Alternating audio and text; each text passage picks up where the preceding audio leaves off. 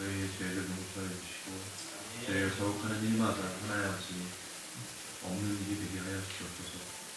주여, 저희들 하나님 아버지께 찬양 드리려 합니다. 주여, 저희 찬양을 받아주시고 하나님 아버지 영광 받아주시옵소서. 예수님의 이름으로 기도드립니다.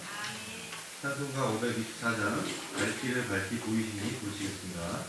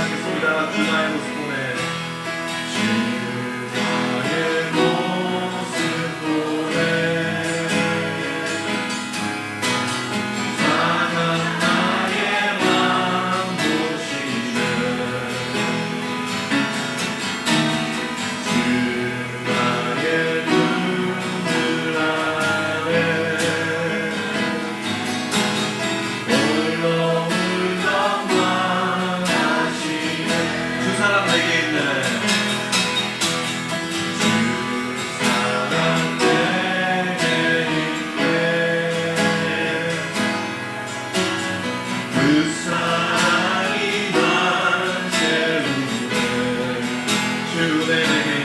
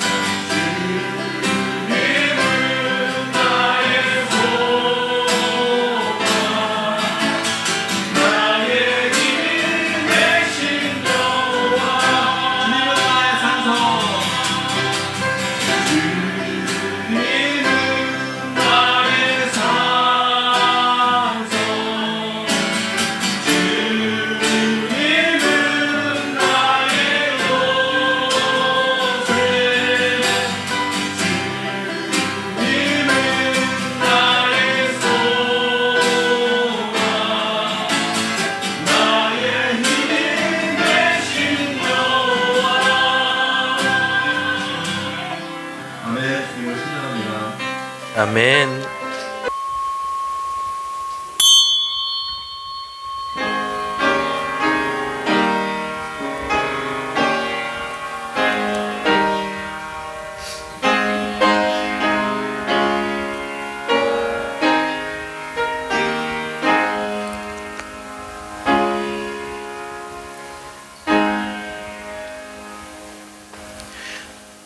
여호와의 이름에 합당한 영광을 그에게 돌릴지어다. 제물을 들고 그 앞에 들어갈지어다. 아름답고 거룩한 것으로 여호와께 경배할지어다. 아멘. 찬송가 452장 우리 함께 찬양하겠습니다.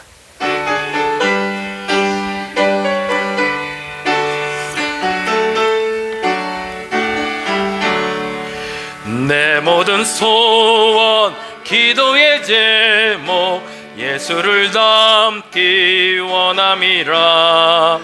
예수님 영사 나 잊기 위해 세상에 모아 아끼지 않네.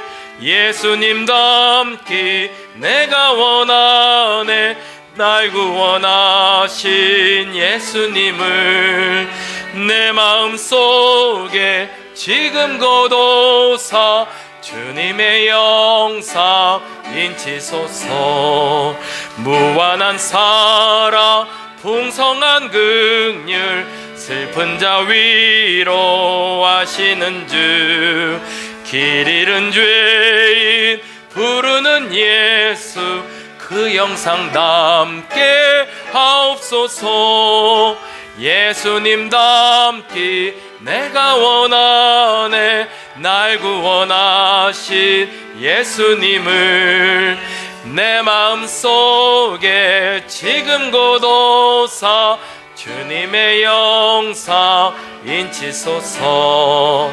겸손한 예수 거룩한 주님 원수의 멸시 참으시사 우리를 위해 고난을 받은 구주를 닮게 하옵소서.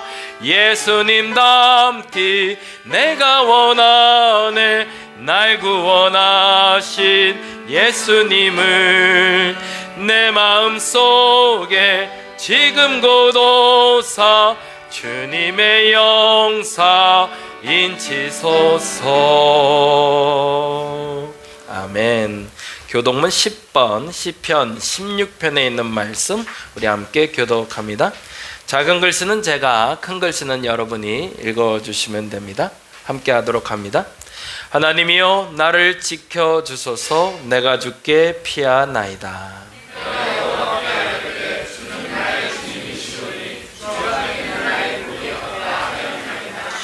땅에 있는 성도들은 존귀한 자들이니 나의 모든 즐거움이 그들에게 있도다.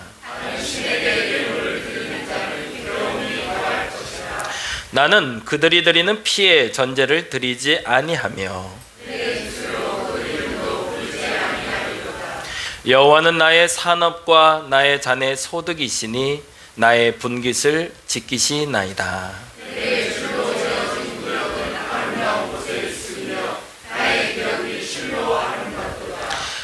나를 훈계하신 여호와를 송축할지라. 내가 여호와를 항상 내 앞에 모심이요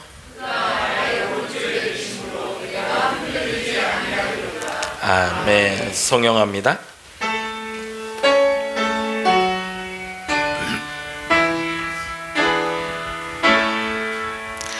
성부 성자와 성령 자손과 영광 돌려 보내세. 태초로 지금까지 더 영원 무궁토록 성삼위께 영광 영광.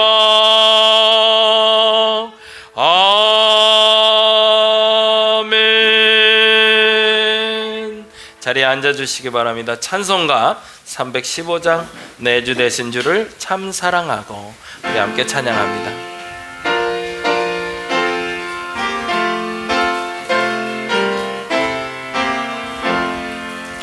내 주 되신 주를 참 사랑하고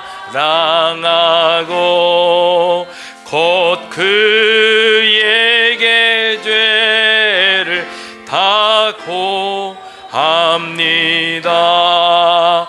그 은혜를 주신 내 예수심이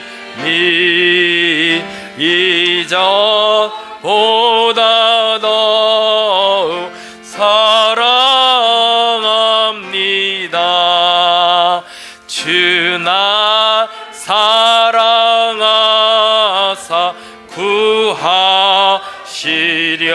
구하시려고 저 십자가 고난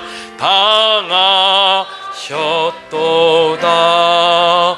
그가 시간 쓰신 내 주 배우니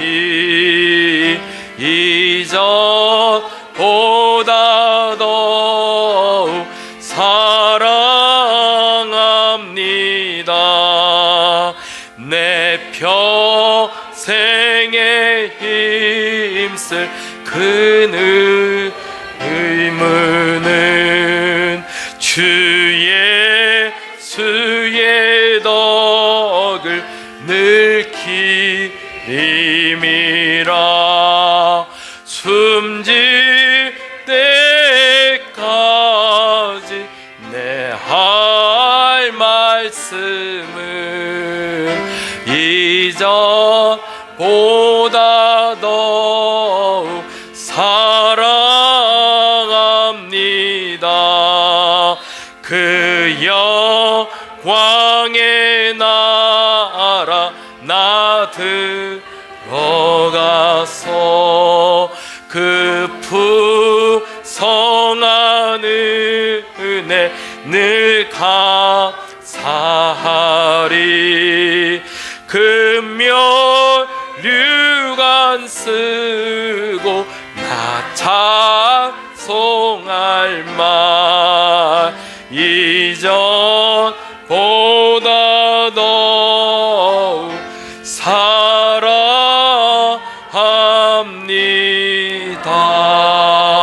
사랑합니다. 아멘. 이 시간 우리를 대표해서 최승필 권사님 기도해 주시겠습니다.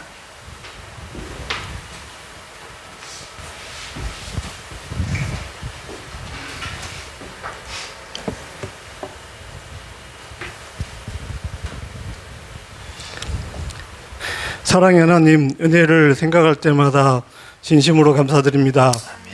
어느덧 2024년도 거의 절반이 다 되어 가는데 올해의 시작부터 오늘까지 주님께서 베풀어 주신 은혜를 생각하면 그저 주님께 감사하고 또 감사할 따름입니다. 하나님, 이 시간이 그저 습관적으로 시간이 되어 아무 생각 없이 주님 전에 나와 그저 형식적이고 거칠애로 가득 찬 예식이 되지 않고 신령과 진정으로 주님께 산 제사를 드릴 수 있는 귀한 은혜의 시간이 될 수 있기를 먼저 기도드립니다. 아멘. 지난 한 주간 살면서 예기치 않게 일찍 찾아온 무더위로 나름 스트레스도 많이 받고 지쳐있는 성도들이 많을 거로 생각합니다. 주님. 또한 그 무더위로 인해 또는 다른 알 수 없는 이유로 짜증이 나서 사랑하는 가족들에게 또 이웃들에게 주변 사람들에게 그리스도인으로서 아름답지 못한 모습을 보일 때도 많았음을 고백하오니 이 시간 모두 주님의 보혈로 깨끗이 씻어주시길 기원합니다. 아멘. 주님, 매일매일 더 각박해져가는 이 세상 속에서 그리스도인으로서 분을 보이며 살아가는 게 쉽지 않을 때가 너무 많습니다. 주님. 세상 욕심과 유혹에 너무도 많이 걸려 넘어지며 세상과 타협하며 적당히 살아가고자 하는 저희들의 부족한 모습, 또한 주님의 말씀을 볼 때나 들을 때조차도 바늘로 찔려도 느낄 수 없을 정도로 점점 더 강팍해져가는 저희들의 부끄러운 자아를 주님께서는 너무 잘 아시오니 저희들에게 이 시간 예배를 통해 저희 심령을 변화시키시고 치료해 주셔서 진정한 그리스도인으로서 거듭나서 참 그리스도인으로 살아갈 수 있는 저희 성도들이 될 수 있도록 이끌어 주시옵소서. 아멘. 이 시간 저희 성도들 각자 여러 가지 기도 제목을 가지고 주님 전에 나왔습니다. 누군가는 건강이 좋지 않아, 또 누군가는 경제적으로 어려움이 닥쳐, 또 누군가는 관계가 틀어져 힘들어할 수 있겠으나 아버지. 그 모든 어려움들이 이 시간 예배를 통해 주님께서 늘 저희와 같이 하심으로 능히 이겨낼 수 있으리라는 믿음이 새롭게 싹틀 수 있는 귀한 은혜의 시간이 될 수 있기를 기도드립니다. 주님, 이 시간 주의 종 열왕기상 19장에 찾아오게 하는 사람 엘리사라는 주제를 가지고 말씀 증거하실 때 주님.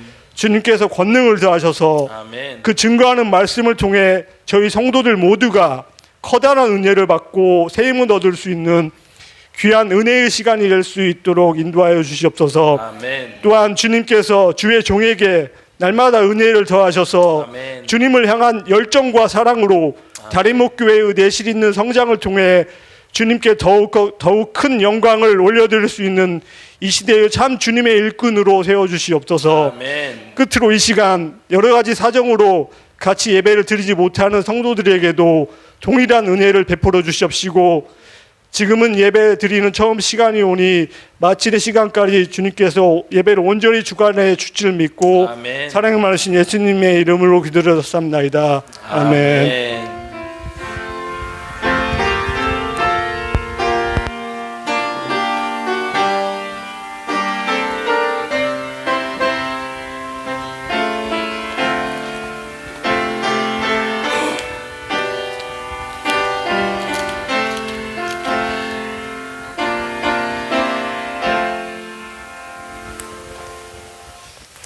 오늘 함께 볼 하나님의 말씀은 열왕기 하 2장 11절에서 14절까지 말씀이 됩니다. 열왕기 하 2장 11절에서 14절. 구약성경 562페이지 여간에 있습니다.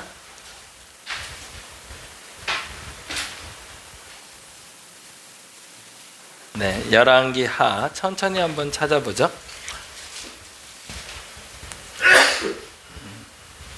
열왕기 하 2장 11절에서 14절.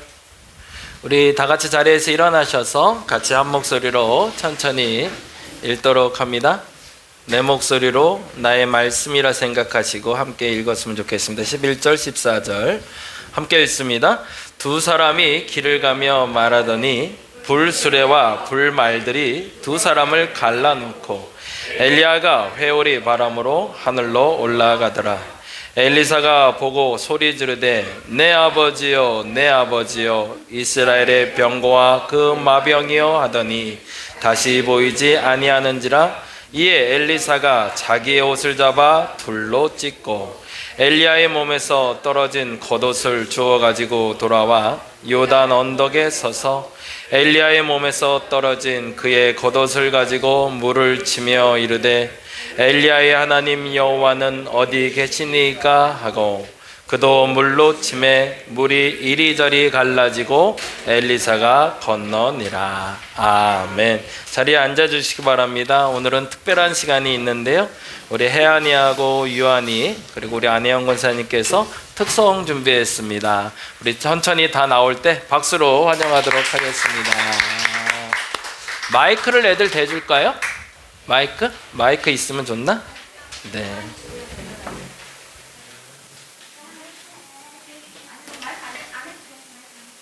마이크 안 할 거예요?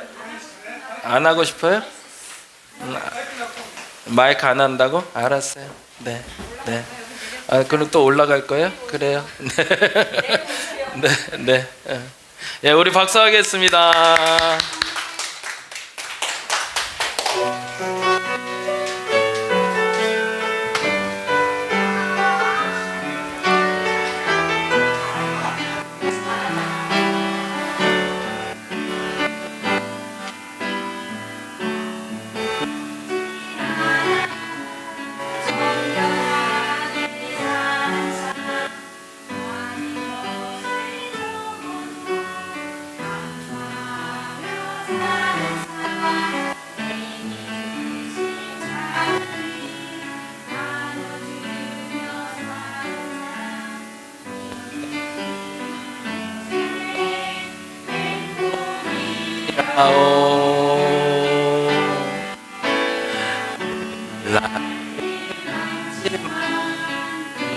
할 수 있는 건 억울한 많아도 위에 사는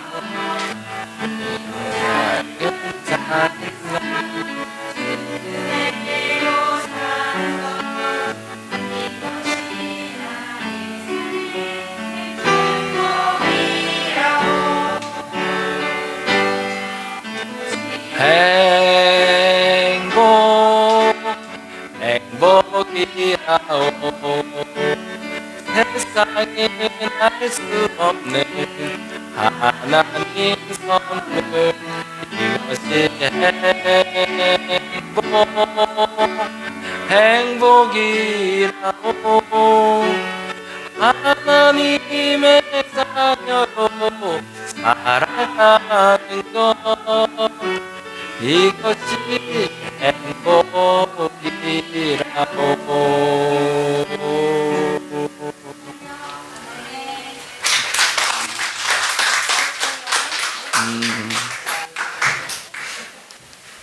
감사합니다. 오늘 말씀 같이 나눕니다. 오늘 말씀은 찾아가게 만드는 사람 엘리사라는 제목으로 같이 말씀을 좀 나눠보려고 하는데요. 신앙생활하면서 저에게 가장 중요한 단어가 뭐냐라고 얘기하면 그 단어는 어른이라는 단어입니다. 그래서 우리 다림목교에서 신앙생활 하시는 분들에게 신앙의 완성이 뭐냐, 나는 무엇을 위해서 신앙생활 하는가 라고 물을 때 두 가지로 대답할 수 있습니다. 문장으로 얘기하자면 어떻게 하면 거룩하게 살 수 있을까? 그게 문장입니다. 저희 교회의 가치이기도 하고 제 목회의 철학이기도 하고 앞으로 제가 나가고 싶은 방향입니다.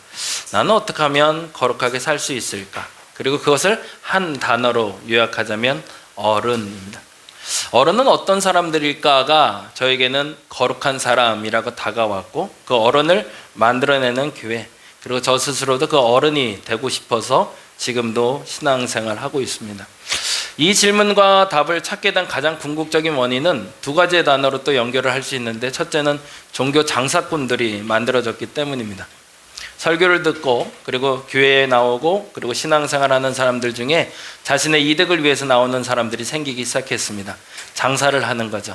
설교하는 사람도 나의 설교를 아주 감미롭게 전달해서 그 사람들을 교묘하게 이용해서 더 많은 돈, 더 많은 권력을 누리기 위해서 요청받고 그리고 이루어가는 교회들이 많아지기 시작했습니다. 대다수의 교회가 그렇지는 않습니다. 그래서 대형 교회가 몽땅 다 욕먹을 필요는 없습니다.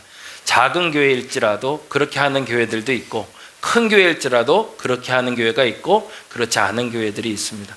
분명한 것은 우리에게 그 분별력이 생겼으면 좋겠다는 거예요. 종교 장사꾼은 되지 말자.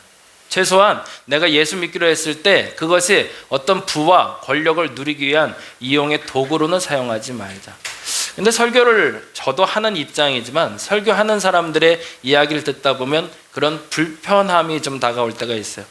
여러분이 많이 이제 유튜브를 통해서 설교를 듣게 되시는데요. 개인적으로 담임 목사로서는 제 설교를 듣기를 원하죠. 근데 그렇지 않을 경우들이 있어요. 그래서 그거를 좀 인정하려고 합니다. 어쩔 수가 없습니다. 세상이 이미 많은 목사님들의 설교를 들을 수 있는 기회를 제공하고 있기 때문에 그렇습니다. 그런데 이왕이면 여러분이 분별력을 가지고 들었으면 좋겠습니다. 첫 번째는 이분이 종교 장사꾼이 아닌지는 분별할 수 있어야 됩니다. 그 사람이 말하는 목적지가 어딘지가 분명한지를 우린 들을 수 있어야 되는 거죠. 결론에 가서 결국엔 우리가 복 받으라고 끝나고 있다면 장사꾼입니다. 근데 그 복이 만일에 예수 그리스도를 잘 믿는 것을 복으로 결론하고 있다면 그건 장사꾼이 아닙니다. 근데 그 복이 내가 잘 되는 것이고 내가 잘 사는 것이고 내가 어떤 권력과 돈을 많이 모으기 위해서라는 결론으로 가고 있다면 그 목적지를 향하고 있는 설교는 장사꾼임을 여러분이 인정할 수 있으면 좋겠습니다. 그리고 아무리 감미롭고 아무리 수려한 단어를 쓰고 있다 할지라도 그분들의 설교는 죄송하지만 여러분이 끊으셨으면 좋겠습니다. 아무리 유명한 목사님이라도요. 그리고 또 하나 찾아낸 아주 귀한 단어가 있었습니다. 그게 종교 바보입니다.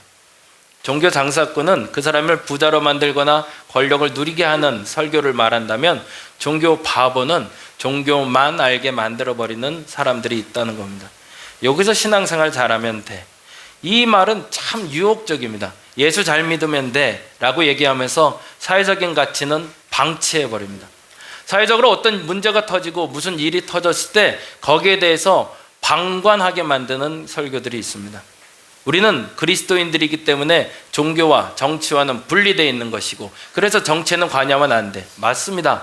그리스도인들이 그리스도의 이름으로 정치에 관여하는 건 아닙니다. 그건 매우 잘못된 겁니다. 그런데 사회적인 부조리에 대해서는 우리는 소리를 낼 수 있어야 됩니다. 왜요? 그것이 옳은 게 아닌 걸 알기 때문에 그렇습니다. 그런데 큰 교회, 작은 교회 떠나서 앞서 말씀드린 대로 종교의 바보를 만드는 설교는 그 설교를 듣고 교회 안에만 머물게 하는 겁니다.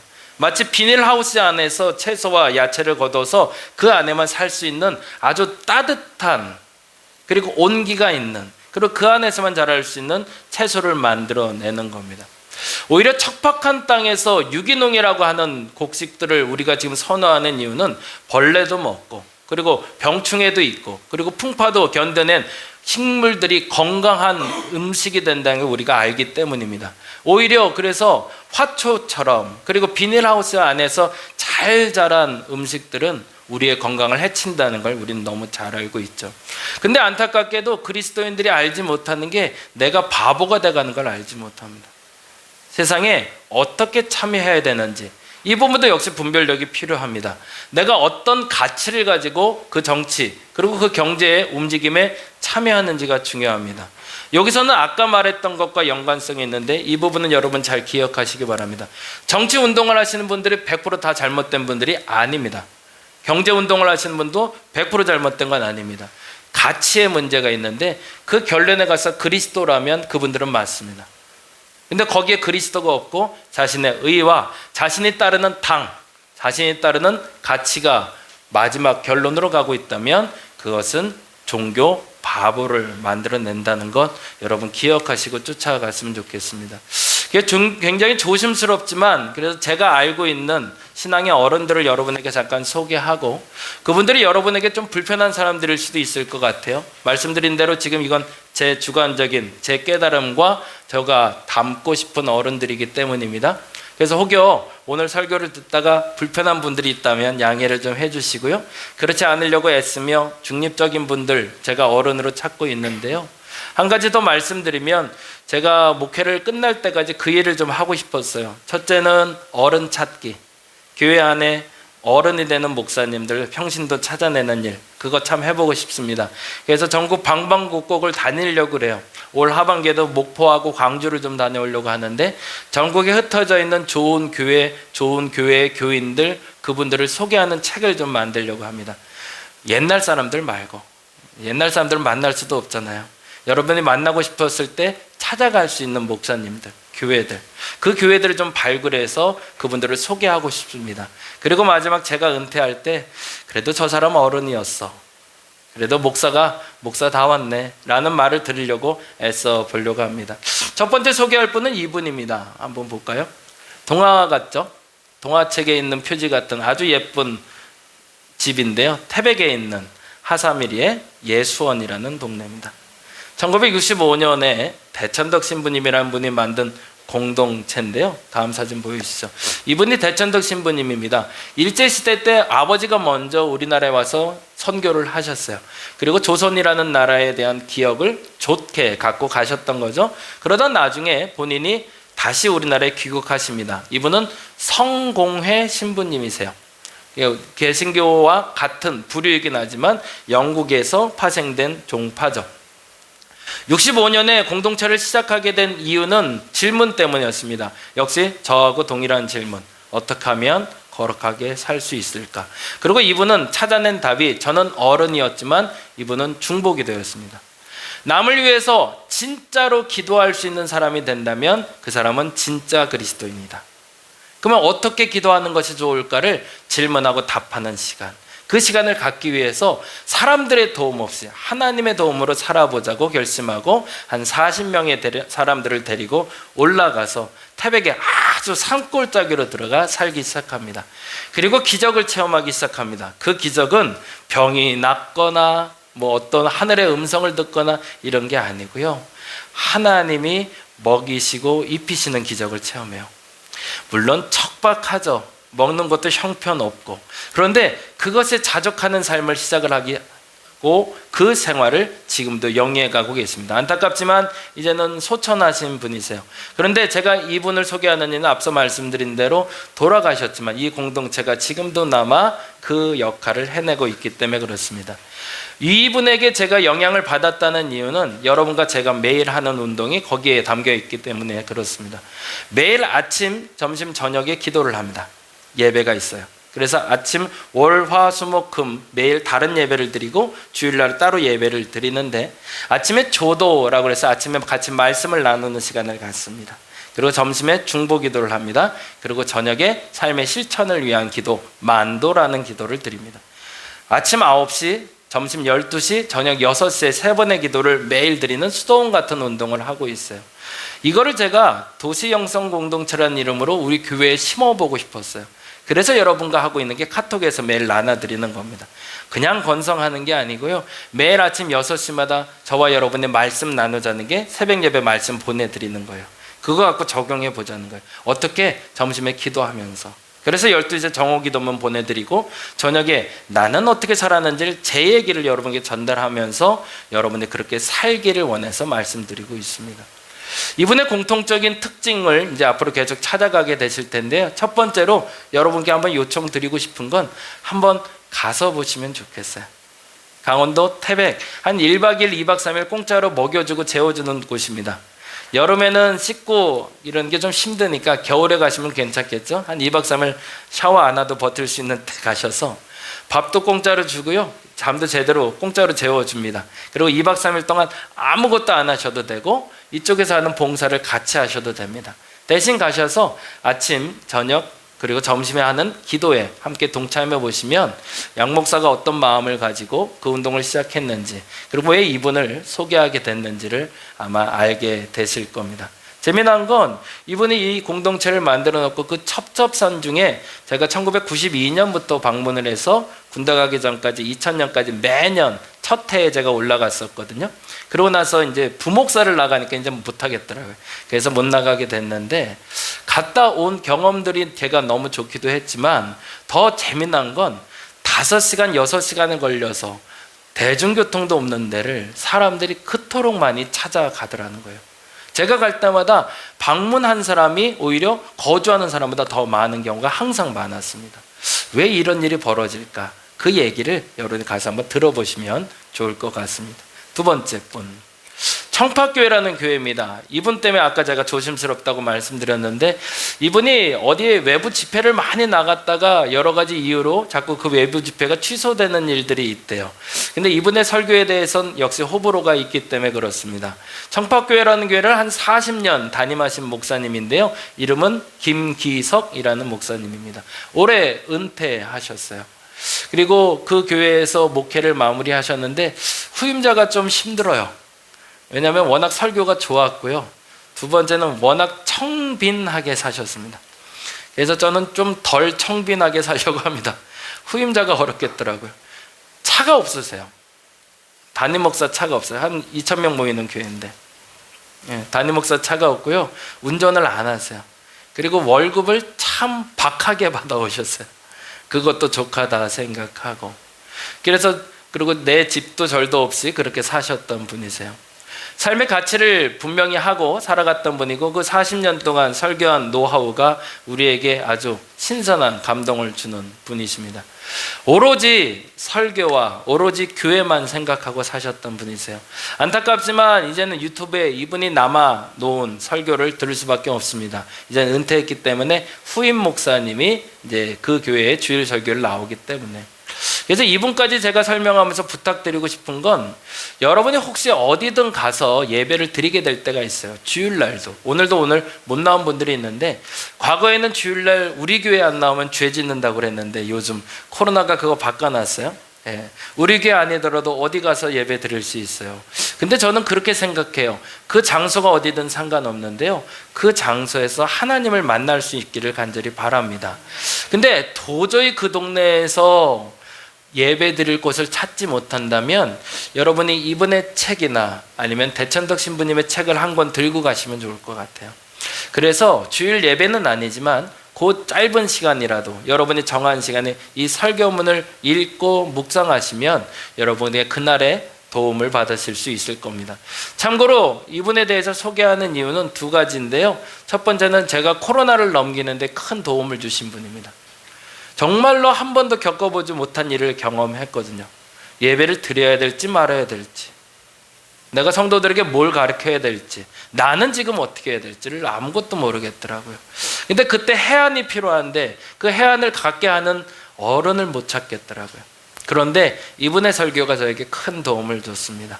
이분은 모든 설교에 두 가지가 항상 들어갑니다. 시를 좋아하시는 분이라 만약 항상 설교 끝에 시를 한 편을 읽어주고 끝내세요.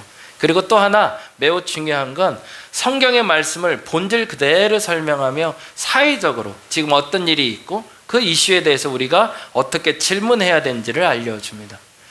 지금 말씀드리는 게 매우 중요한데요. 저도 마찬가지로 그렇게 하려고 했습니다. 저도 정답을 알려드리지 않습니다. 제 설교를 통해서 여러분이 정답을 얻어갈 수는 없을 겁니다. 그런데 질문하게는 만들어 드릴 겁니다. 궁금해져야 됩니다. 그리고 바른 질문을 던질 수 있으면 바른 답을 찾을 수 있습니다. 그래서 이분이 항상 제가 어려울 때 이분 설교를 들으면서 사실은 제가 답을 찾아왔습니다. 물론 정답은 아니었겠죠. 그 답은 내가 찾은 거니까. 그럼에도 불구하고 이분을 통해서 제가 신앙의 답, 사회적인 실천의 답을 조금씩 찾아갈 수 있는 분이셨습니다. 마지막 세 번째 분 소개해드립니다. 이번에 갔다 왔는데요. 여수 제가 갔다 왔습니다. 여수 갈릴리 교회라는 아주 작은 시골 마을입니다. 그 마을에 교회가 하나 서 있는데 원래 이 교회는 원래 교회 건물이 아닙니다. 원래 이제 양조장을 했던 건물이래요. 그리고 이제 창고로 썼던 건물인데 폐가가 되자 이 교회에서 구입을 해서 이제 교회로 만든, 그러다 보니 외곽이나 외형이 사실은 교회 건물은 아닌데 교회 건물로 만들어지기 시작했죠. 목사님은 김순현 목사님이라는 분입니다. 굉장히 젊은 분이시고요. 독특한 목회를 하시는 것처럼 여기는데 독특하진 않아요. 그냥 자기 생각이 분명한 거죠. 석학이었습니다. 굉장히 뛰어난 분이세요. 저희 학교 선배님이시겠는데 대학교 1학년 때 이미 독일어로 외부의 책들을 번역할 만큼 출중한 언어 실력을 가졌던 분입니다. 1학년, 2학년 때 교수님이 일부러 원서를 가져와서 번역하게 만들어줬대요. 어학에는 아주 탁월한 분이셨대요. 그래서 우리가 아는 헬라어, 히브리어 이런 고어부터 시작해서 그게 어렵다고 생각되지 않고 재밌었대요. 이상한 사람이죠. 근데 그 언어들이 해석을 해내는데 이분의 번역이 우리나라에 굉장히 많이 나와 있습니다. 여러분 메시지 성서라고 아실 텐데 그 번역자십니다. 우리나라 번역자시고요. 보네퍼라는 목사님의 모든 대부분의 책은 이분이 다 번역하셨고, 이분이 외서를 번역해서 해놓은 것들이 다른 것과 사실은 비교해서 보시면 훨씬 알 수 있는데 번역이 참 잘 됩니다. 그러니까 우리가 익숙하게 우리의 입에 맞게 잘 번역을 해내시는 분이세요. 이쪽에 내려가시게 된 이유가 있대요. 사실은 본인의 머리가 좋다는 걸 알고 있었기 때문에 빨리 성공하고 싶었대요. 정말 성공하고 싶어서 목사님들이나 큰 교회로 빨리 가고 싶었대요. 그런데 어느 날 좋은 책을 하나를 만나게 됐답니다. 제가 갖고 있는 책이기도 한데 나중에 한번 보시면 좋겠어요. 원복이라는 책이 있습니다. 우리는 원죄에 대해서 이야기하죠. 우리가 죄인으로 태어났다. 우리의 가르침 중에 성현들의 선악설, 성선설 뭐 이렇게 얘기하잖아. 인간은 선한가 악한가? 어떻게 생각하세요, 여러분은? 인간은 태어날 때 선할까요, 악할까요? 이거 참 대답하기 어려워. 이거 아직도 철학자들도 대답해내지 못했습니다. 태어날 때부터 애가 악하다? 이거 참 비참하잖아요. 근데 우리는 사실은 암묵적으로 그걸 인정하죠. 원죄를 인정하기 때문에. 근데 그 책은 뭐냐면 태어날 때 선할 수 있다를 얘기하는 겁니다. 원복. 원래 태어날 때 하나님은 선하게 만드셨지만 그러나 태중의 그 원죄가 우리를 괴롭힐 수도 있다. 그러나 우리는 복된 사람으로 태어났다라는 얘기를 하는 책이에요. 근데 그 본질을 읽으면서 이분이 큰 깨달음을 얻었대요. 내가 죄를 지을 뻔했다. 큰 교회에 가서 정치적으로 성공하고 종교적으로 성공하는 게 스스로가 죄라는 생각이 들었대요. 그때부터 시골 교회를 전전하기 시작한 거예요. 그러다가 찾아 들어간 게 이 갈릴리 교회를 찾아 들어갔어요. 그런데 재미난 일이 벌어졌어요. 갔더니 정말 농촌 마을에 아무도 없더래요. 근데 땅이 있더래요. 그래서 땅을 개간하기 시작한 거예요. 그래서 마을 안에 그 자기 교회 마당을 예쁘게 정원을 꾸며놨어요. 에휴, 교회 안에 요 정원 해봐야 뭐 얼마나 되겠어. 아까 교회 사진 잠깐 보여주실까요? 요만해요. 에이, 요걸 무슨 정원이라고. 근데 요게 500가지의 꽃이 자라고 있다고 합니다. 근데 재미난 건 이 꽃을 이제 하나하나 사람들이 보러 오기 시작했고요. 지금은 정원에 대해서 소개하는 책자에 이 정원이 소개가 되는데 우리나라 100대 정원 중에 하나래요. 그만큼 굉장히. 그리고 목사님이 정말 신경을 많이 쓴 게 사시사철 꽃을 볼 수 있도록 사계절 꽃을 다 고루 심어놨대요. 그래서 언제 가도 꽃이 피어 있는 걸 볼 수 있도록 그만큼 이제 고민하며 했는데 목사님 그 얘기 하시더라고요. 처음에 꽃을 심으려고 자기 생각엔 한 몇십만 원어치 큰 돈 들여서 딱 심었대요. 그랬더니 요만큼이더래요. 그래서 야, 이거 갖고 돈 갖고 할 수 있는 일이 아니구나 생각했는데 들꽃도 심고 틈틈이 사서 심어서 이제는 예쁜 정원을 만들어 놨어요. 근데 교회를 하는 목사가 정원 꾸미면 아무 의미 없잖아요. 사람이 있어야죠. 정원만 있지 사람이 하나하나 이제 돌아가시기 시작하시는 거예요. 시골교회 사람이 없으면 어떻게 해요? 예배 드릴 수 없잖아요. 그런데요, 정원이 사람을 끌어오기 시작하는 거예요. 정원 보러 사람들이 찾아오기 시작하고요. 소문 보고 찾아왔다 이 목사가 어떤 목사인지 궁금했고 설교 듣다 사람들이 정착하기 시작하는 거죠. 멀리 여수에 사시는 분인데 순천에서 광주에서 곡성에서 사람들이 찾아오기 시작하더래요. 그래서 일주일에 한 번씩 예배 드리겠다고 사람들이 찾아와 지금 예배 공동체가 만들어졌다고 얘기하더라고요. 대천덕 신부님이라는 예수원의 그 신부님, 그리고 말씀드렸던 김기성 목사님, 그리고 김순현 목사님의 공통적인 특징이 있습니다. 사람들이 찾아온다는 거예요. 저는 우리 교회가 그런 교회 됐으면 좋겠어요. 물론 저도 억지로 나가서 전도도 합니다. 나가서 노방 전도도 하고 우리 교회 오시면 좋아요. 우리 교회 소개도 해요. 참 잘하는 거예요. 그런데요, 그거보다 더 좋은 게 있는데 찾아오게 하는 교회가 되는 겁니다. 누군가 우리 교회가 궁금했으면 좋겠어요. 그리고 보고 싶은 게 있었으면 좋겠어요. 근데 삼각교회이기 때문에 보여줄 게 많지는 않아요. 근데 우리가 보여줄 게 있어요. 그게 뭘까요? 사람이에요. 여러분이에요, 여러분. 우리에게 정말 보여줄 수 있는 건 이 공간, 그리고 이 공간에 하는 일이 아니라 사람입니다. 이곳에 그 사람이 있기 때문에 보고 싶은 거예요. 그리고 오고 싶은 교회가 되었으면 좋겠습니다. 그러면 어떻게 하면 될까? 첫째는 매우 특별한 사람이 되어야 된다는 거예요. 근데 이 특별하다는 건 뭔지 곰곰이 생각해 봤어요. 도대체 대천덕 신부가 뭐가 독특해서 내가 자꾸 그곳을 가고 싶을까? 왜 김기성 목사님 설교 들으면 난 좋을까? 왜 김순현 목사라는 저 시골에서 목회하는 사람을 내가 좋다고 여수까지 내려가 만나고 올까? 공통적인 특징이 있더라고요. 한번 읽어보죠. 세 가지인데 시작. 자신의 언어, 자신의 행동, 공간이 있다는 겁니다. 이분들의 공통적인 특징을 알게 됐어요. 나만의 언어가 있어요. 앞서 말씀드린 대로 저는 저의 언어가 하나 있습니다. 그게 어른입니다. 남들이 똑같이 신앙에 대해서 질문하고 답해달라고 요청합니다. 어떤 문제를 가지고 올 때 그 문제에 답을 줄 때가 있습니다. 근데 그 답을 남들이 이렇게 말하는데 이것이 정답이야 라고 말하는 사람이 있고, 내가 깨달았는데 이것이 맞아라고 말하는 사람이 있어요. 뭐가 다를까요? 내게 있는 사람과 내게 없는 사람이 있는 거죠. 금요일 날도 그 말씀을 드렸는데 저는 계속 주창하는 단어가 그겁니다. 나의 하나님 만나야 된다. 남의 하나님 절대 믿지 마라. 나는 나로 살아야 된다는 얘기를 합니다. 여러분 스스로로 살아내시기 바랍니다. 신앙생활하면서 내 하나님 없이 사는 사람이 너무 많아요. 그냥 묻어가는 사람이 너무 많아요. 내 엄마의 하나님, 내 아빠의 하나님, 우리 목사님의 하나님을 쫓아가요. 매우 잘못된 겁니다. 큰 사고 날 수 있습니다. 어느 순간에 내 하나님 만나야 됩니다. 그러면 내 하나님은 어떤 분이냐를 설명할 수 있어야 내 하나님 만난 거예요. 그런데 내 하나님을 만났다라고 얘기하면서 내 하나님이 누군지라고 말하지 못하면 그 사람은 만나지 못한 겁니다. 저는 그걸 진짜 설명할 수 있는 단어는 하나라고 생각해요. 책을 읽었다라고 말할 수 있는 방법은 뭘까요? 그걸 증명할 수 있는 방법이 있습니다. 한 가지 책을 읽었다면 그 책을 증명하는 방법은 그 책의 주제어를 찾아낼 수 있어야 됩니다. 근데 더 중요한 건 한마디로 설명할 수 있어야 그 책을 읽은 겁니다. 여러분이 양 목사를 안다라고 얘기했다, 저를 안다고 얘기하면 저에 대해서 한마디로 설명할 수 있어야 됩니다. 그러면 저를 아는 겁니다. 근데 나를 설명하는데 너무 설명에 대한 어구가 많고요, 말이 많아지면 난 모르는 거예요. 그 말이 다를 수가 있어요. 어떤 사람은 양 목사 사랑 많은 사람 이렇게 설명할 수 있어요. 어떤 사람은 말 많은 사람 이렇게 설명할 수 있어요. 그런데 그 말이 한마디로 요약될 수 있을 때 그 사람을 아는 것처럼, 내 하나님을 안다라고 말하면, 나의 하나님이 있다라고 말하면 그 하나님을 한마디로 말할 수 있어야 됩니다. 여러분, 그 질문을 지금 먼저 찾아내시기 바랍니다.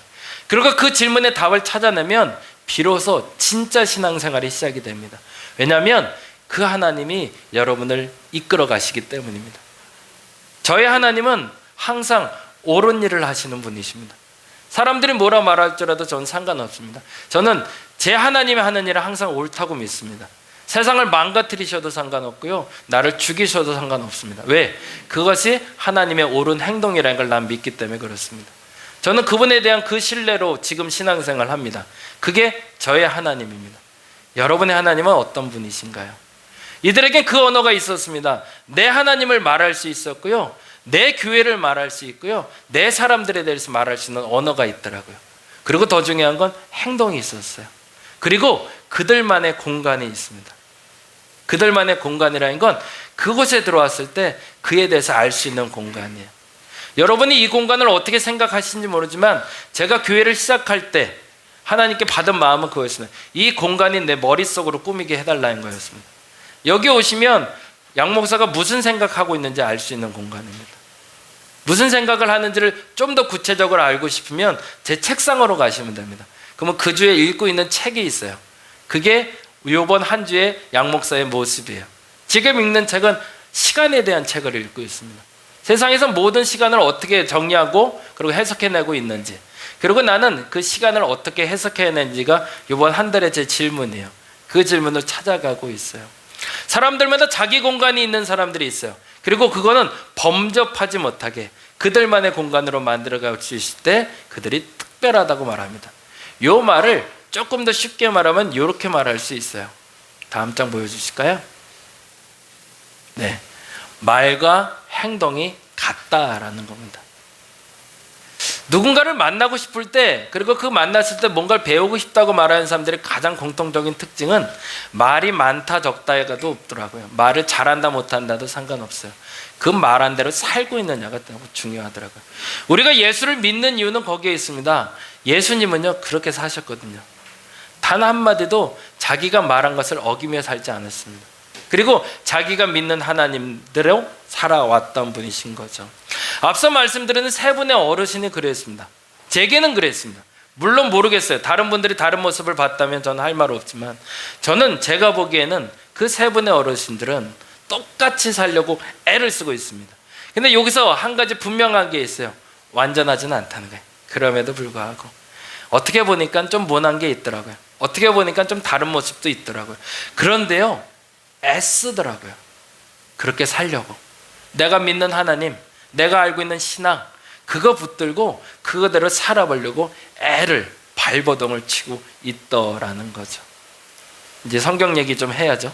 오늘 본문 이야기는 엘리사 얘기입니다. 네, 같이. 엘리사라는 사람이 있었습니다. 오늘 이 장면을 우리가 읽었어요. 엘리사는 스승이 있었습니다. 역시 그에게도 어른이 있었던 거죠. 그 어른의 이름은 엘리야라는 어른이었습니다. 그 엘리야는 세상 어디에 가든지 그의 말씀을 통해서 세상이 변화되던 사람입니다. 그러니 이 좋은 어른을 만나고 배우고 싶었던 거죠. 근데 이에게는 욕심이 하나 생겼습니다. 그 욕심을 다음과 같이 해석하고 있습니다. 다음 장 열왕기하 2장 9절 잠깐 보죠.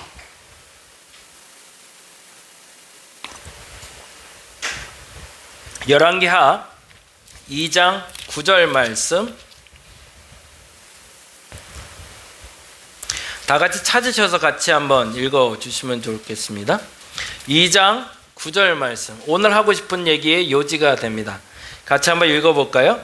건너매 엘리야가 엘리사에게 이르되 나를 내게서 데려감을 당하기 전에 내가 내게 어떻게 할지를 구하라. 엘리사가 이르되 당신의 성령이 하시는 역사가 갑절이나 내게 있게 하소서. 아멘. 저와 여러분의 오늘의 질문과 답이 되었으면 좋겠습니다. 늘 말씀드리지만 그런 얘기도 다시 한번 기억했으면 좋겠어요. 너희가 지금 너에게 뭔가를 주고 싶어, 너 뭐 갖고 싶어 라고 하나님 얘기하실 때 당장 말할 수 있는 하나가 생기시면 좋겠습니다. 우리 둘째가 이번에 생일 선물을 해준다고 그래서 되게 기대가 됐어요. 근데요, 제가 당황을 했어요. 한 번도 우리 아이들에게 선물을 받아본 적이 없어서 선물을 준다 했는데 뭘 달라고 해야 될지를 모르겠는 거예요. 와, 그래서 알았어요. 아, 미리 이제 준비할 때가 됐구나. 이제부터 매년 받아야겠다. 생일 선물 뭐 받아야 될지 꼭 결정해야 되겠다 라고 생각을 했어요. 그래서 다음 주에 제가 생일 선물 가지고 올게요. 그래서 보여드릴게요. 너무 행복했어요. 뭐냐면 무엇을 갖고 싶어요? 라고 물어보는 자녀가 있기 때문에. 근데 안타까웠어요. 내가 무슨 말을 해야 될지 몰랐기 때문에. 하나님이 여러분에게 끊임없이 물으십니다. 오늘도 물으십니다. 뭘 갖고 싶어? 뭐 하고 싶어? 근데요, 하나님이 그렇게 물으실 때 할 말이 없으면 여러분 가져갈 수 없습니다. 다시 한번 기도할 때 여러분 명쾌히 기도하시기 바랍니다. 엘리사는 기도했어요. 그리고 끊임없이 그 기도의 한마디를 마지막 순간에 놓치지 않고 말합니다. 엘리야가 말합니다. 내가 너에게 뭘 줄까? 그때 한마디를 얘기하죠. 제가 주례 받을 때 주례 목사님이 저 기도해 줄 때 이 기도 같이 했거든요. 저분의 갑절에 영감을 내게 달라고. 여러분이 이 욕심을 좀 가졌으면 좋겠어요.